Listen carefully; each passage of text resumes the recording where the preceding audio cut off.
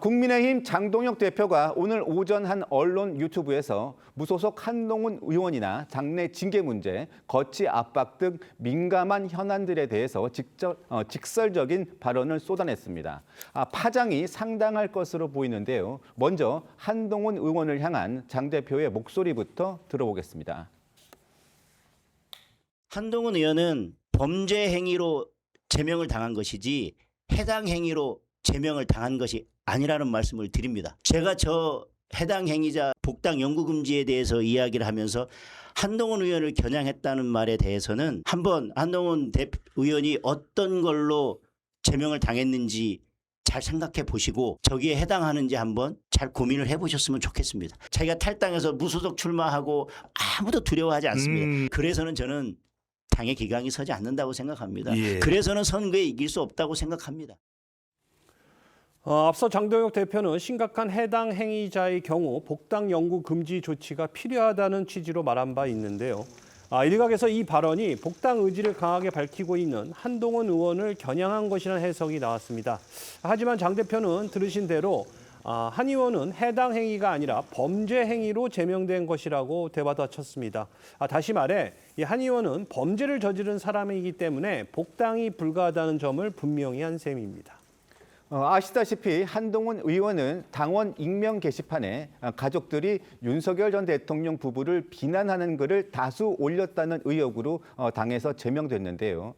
장 대표는 이 당계 문제는 단순한 해당 행위를 넘어서 범죄 행위이기 때문에 복당 논의 대상 자체가 아니다. 이렇게 못을 박은 셈입니다. 이루라 기자, 한동훈 의원 반응 나왔습니까? 아직 나오진 않았습니다. 이 장동혁 대표의 범죄 행위 발언에 대한 한동훈 의원의 직접적인 반응은 아직까지는 나오지 않았는데요.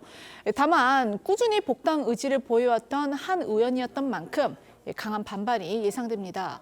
한 의원은 앞서도 이 장동혁 대표가 거취 압박을 피하기 위해서 친한계를 겨냥한 징계 카드를 꺼내들고 있다며 이런 상황이 괴기스럽다 이렇게 비난하기까지 했습니다.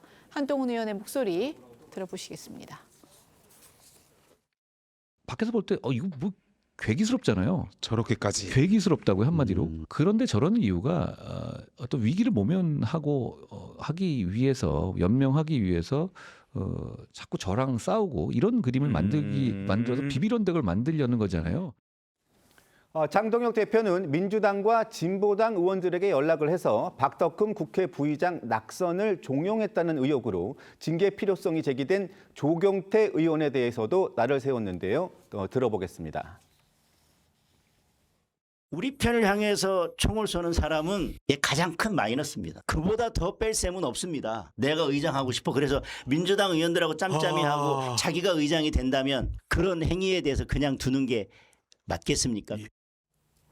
자, 들으신 대로 장동혁 대표는요, 징계 정치가 뺄셈 정치라는 일각의 비판에 대해 우리 편을 향해 총을 쏘는 사람을 그대로 두는 게 뺄셈이라며 맞받아쳤는데요.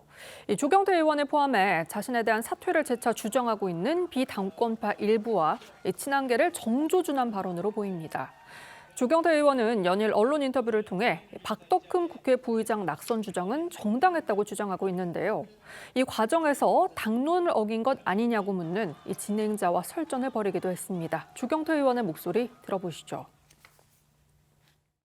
최소한 신성한 국회직은 내란 동조 세력은 절대로 앉아서는 안 된다. 박덕흠 의원이 절이 싫으면 중이 떠나라. 경상도 교전으로 제가 말씀드리면 많이 묻다 아이가 네가 가라 하와이.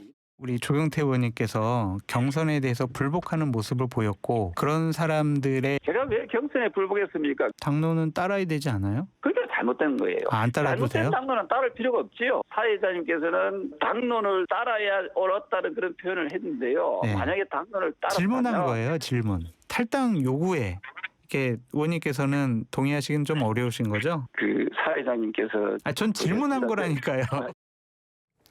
네, 먼저 김진욱 민주당 대변인께 질문 드릴게요. 장동혁 대표가 오늘 오전 한 유튜브 방송에 나와서 한동훈 의원과의 관련한 발언들이 굉장히 파장이 불가피할 정도로 좀 강했습니다. 한동훈 의원은 범죄 행위로 제명됐기 때문에 복당 논의 대상 자체가 아니다 이렇게까지 얘기를 했거든요. 어떻게 들으셨습니까? 뭐 이 말씀은 한 지붕 아래에서 함께 하는 일은 없을 것이다. 이런 부분들을 좀 명확하게 한 것이다. 이렇게 저는 들었는데 이미 뭐 해당 행위, 이적 행위보다도 이거는 더 넘어서는 범죄 행위라는 표현이 나오는 거 아닙니까? 그렇다면 범죄 행위는 이 복당의 대상자가 아예 될 수 없다. 이렇게까지 확정적으로 얘기한 것. 뭐 지금 친한계의 입장은 완전히 다릅니다.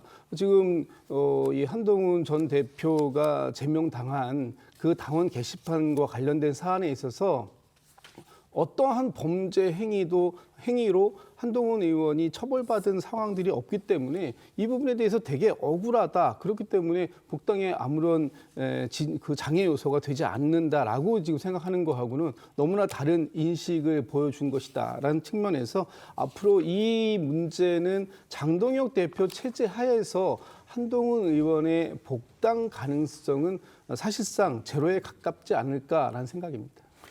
훈석 대변인 네. 어떤 의견이십니까? 지금 그 장동혁 대표의 발언을 일단 문맥상으로만 보면요. 해당 행위자에 대해서 영구 복당 금지해야 된다라는 며칠 전에 발언이 있었는데 그게 한동훈 전 대표를 겨냥한 것이냐 거기에 대해서 이제 그 해명하는 성격도 있었던 것 같아요. 그것은 한동훈 전 대표를 겨냥한 것은 아니다. 왜냐하면 그건 해당 행위자에 대해서 얘기를 했었던 것인데 한동훈 전 대표는 그 해당 행위에 해당하는 것이 아니고 범죄 행위에 해당하는 것이다. 이제 이렇게 얘기를 한 것이거든요. 이제 첫째 이제 그런 측면이 있고 그렇지만 이제 그 과정에서 범죄 행위라는 이제 표현이 나왔기 때문에 또 다시 이게 더 이제 뜨거운 논쟁이 된 것인데 당시에 당무감사위원회에서 내린 결론은 가족들이 한 것으로 보인다. 당원 게시판 문제를까지가 이제 그 나왔었던 결론입니다. 그런데 이제 그 본인이 한 것이 아닌데 가족들이 한 것에 대한 그 뭐 도의적인 어떤 그 정부적인 책임 그것을 범죄라고 할 수가 있는가? 그리고 그렇다면 그 행위가 사실이라 하더라도 거기에 대해서 제명이라는 그 징계 수위가 적정했는가? 이런 문제 제기들이 계속 있었던 것이고 그 이후에 어쨌건 또 선거를 통해서 국민들의 선택을 받고 돌아왔다라는 점 이런 그 맥락들이 다 이제 빠져 있는 상태에서 이것을 범죄 행위다 이렇게 규정을 했기 때문에 이것이 이제 더 큰 논쟁이 되고 있는 것 같고 공감하기 어려운 부분들도 그 발언 안에 많이 있는 것이 아닌가 저는 그렇게 봤습니다.